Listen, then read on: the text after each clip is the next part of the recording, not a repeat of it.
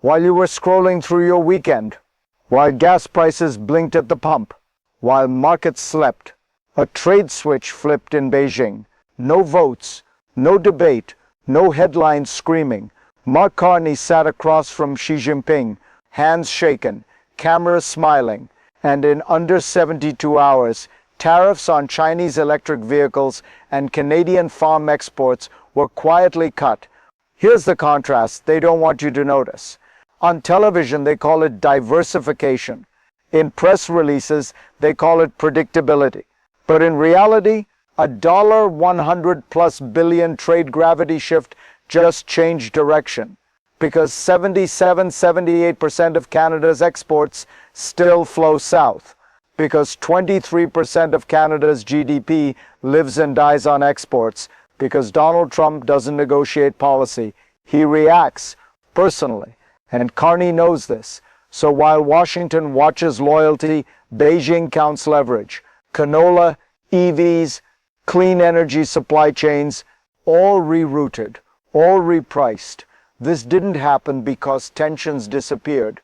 It happened because the US became unreliable overnight. And here's the part that should make your stomach drop. This isn't diplomacy. It's not trade. It's an operating system executing its next command. A system that moves money first, power second, and explains later. And nobody is talking about what it actually means. This is where people get it wrong. They think this is politics. Left versus right. Canada versus China. Trump versus everyone. It's not. This is an operating system. And once you see it, you can't unsee it. Stage 1, isolation. First you squeeze the oxygen. Not tanks, not troops, money. Tariffs appear, licenses stall, regulatory reviews drag on for 18, 24, 36 months. Canada feels it when 77-78% of exports point at one customer, especially when that customer is Donald Trump. Unpredictable, personal, transactional. So alternatives suddenly become necessary. Stage 2, demonization. Watch the language shift. National security risk, unfair trade practices, foreign interference, faces replace facts. Xi Jinping becomes the villain, Trump becomes the threat. Not systems, not incentives, people, because people are easier to hate than spreadsheets. Stage 3, intervention. Not bombs, not yet. Meetings, backrooms, quiet flights to Beijing. A clause slipped into NAFTA renegotiations to block Canada from talking to China. Then, 5 minutes after signing, the US signs its own Phase 1 China deal. Market share vanishes. Western Canada bleeds. Message received. Stage 4, extraction. This is the part nobody puts on TV. After barriers fall, contracts appear. EV supply chains, canola flows, clean energy components. Not for 5 years, for 99-year leases. Ownership without invasion, control without flags. This system doesn't care who wins elections. It doesn't care about speeches. It doesn't care about promises. It only responds to weakness. And when a partner becomes unreliable, the system reroutes automatically, silently, relentlessly. Let's follow the blood trail. Not opinions, not theories, receipts. Case 1, Iraq, a line cross that never made headlines. Saddam Hussein announces Iraq will sell oil not in US dollars but in euros. At the time, Iraq controlled 112 billion barrels of proven oil reserves. Let that sink in. Oil wasn't just fuel. It was the load-bearing pillar of the dollar system. Every barrel priced in dollars forced the world to hold dollars. And Saddam tried to break that loop. Stage 1, isolation. Sanctions tightened, banking channels sealed, Iraqi assets frozen abroad, hospitals starved, infrastructure decayed. Stage 2, demonization, weapons of mass destruction, yellow cake, mobile labs, faces on TV, fear in sound bites. Saddam Hussein wasn't a dictator anymore. He was a global threat. Stage 3, intervention. March 2003, shock and awe. Baghdad fell in 21 days. Statues pulled down. Palaces seized. Stage 4. Extraction. This is where cameras stopped rolling.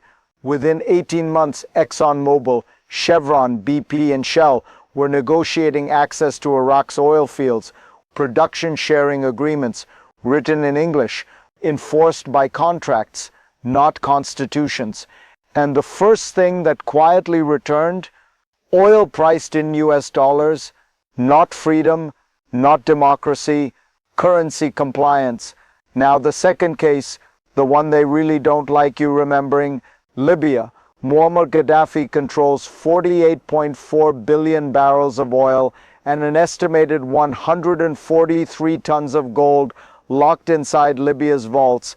But oil wasn't the threat, gold was, because Gaddafi proposed the gold dinar, a Pan-African currency, backed by physical gold, designed to price African oil outside the dollar and outside the euro. France noticed first.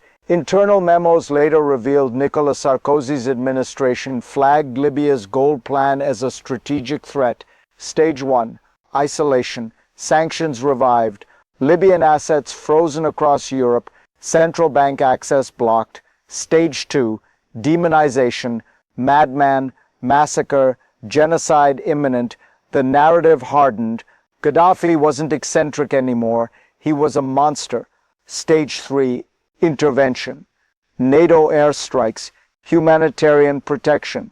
Libya's air defenses erased. Convoys hunted from the sky. Gaddafi captured, then killed. On a roadside. On camera. Stage 4. Extraction. And this is where the gold vanished. 147 tons. Gone. No audit. No inventory. No recovery. Libya collapsed into militias. But oil exports resumed, Western firms returned, licenses redistributed, and the gold dinar, never spoken of again. Libya didn't get stability, it got managed chaos, because chaos doesn't challenge currency systems. Order does.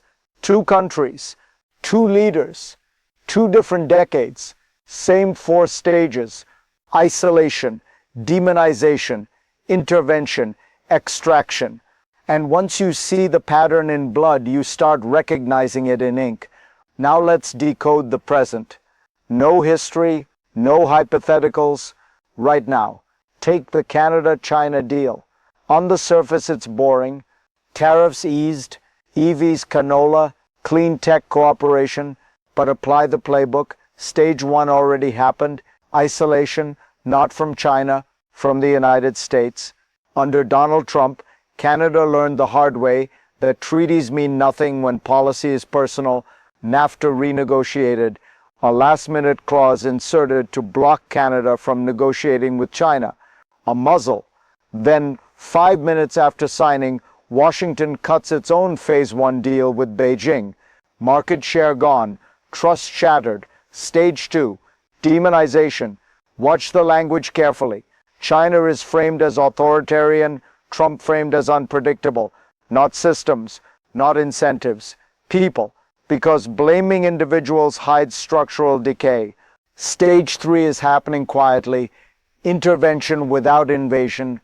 No tanks, no jets. Just closed-door meetings in Beijing. Unpublicized trade frameworks. Preliminary agreements. And here's the tell. While media talks about peace and predictability, U.S. sanctions enforcement quietly loosens. Chevron allowed limited operations. Energy exemptions discussed off camera. This isn't reconciliation. It's repositioning. Stage 4 is next. Extraction. Don't look at speeches, look at paperwork. EV supply chains don't move without ownership. Clean energy doesn't scale without land. And land doesn't change hands without long-term leases. 50 years, 75 years, 99 years. If you see Canadian resource corridors tied into Chinese processing hubs, that's not trade. That's lock-in. So don't watch the flags, don't listen to the smiles, watch the contracts. Because when the contracts appear, the decision was made weeks ago, And by the time headlines catch up, stage 4 is already complete. Now bring it home to you, because this is where the damage lands, not in Beijing, not in Washington, at your wallet. If Venezuelan oil flows again, if Canadian canola floods Chinese ports, if EV supply chains reroute east, TV will tell you good news, lower prices, stability. And yes, at Station X, gas might drop 12, maybe 18 cents per gallon. You'll feel relief, briefly, but look deeper. If energy oversupply hits, ExxonMobil, Chevron, Halliburton don't bleed first. You do, because your pension fund, your ETF, your retirement account, they're loaded with energy equities. A 10% drop in crude can erase years of yield overnight. And while you're celebrating cheaper fuel, resource corridors get locked, mining rights, processing hubs, port access signed away for 75 to 99 years. That's not a market cycle, that's a generation. Now zoom out. If Canada leans east, the US doesn't lose influence politely. It responds. Tariffs snap back, licensing delays return, border friction increases, and suddenly prices rise again, not because of scarcity, because of retaliation. So you're squeezed twice, once on the way down, once on the way up. And here's the cruel part. You'll be told this is peace, that markets are normalizing. They aren't. They're being reprogrammed. The smart money already knows it's shifting away from flags and into resource choke points. Lithium corridors, rare earth processing, energy transit routes, not headlines, infrastructure. So here's the rule. Don't trust peace. Verify ownership. Don't watch summits. Track leases. And don't assume you're insulated, because when stage 4 locks in, you don't get a vote. You get the bill. This is the part where people argue. They say it's exaggerated. They say it's paranoid. They say it's coincidence. It doesn't matter, because the pattern doesn't care if you believe in it. It doesn't need your permission. It doesn't ask for consensus. It just unfolds, stage by stage, country by country, contract by contract. While you debate motives, leases get signed. While you argue politics, ownership changes hands. And by the time you feel the impact, the exit doors are already locked. This system doesn't announce itself. It doesn't hold press conferences. It hides in trade clauses, in exemptions, in footnotes. It rewards attention, and it punishes distraction. You don't have to panic, but you do have to pay attention, because in every cycle there are only two roles: those who understand the pattern and those who become collateral damage. If you don't want to wake up in the wrong role during the next stage, subscribe.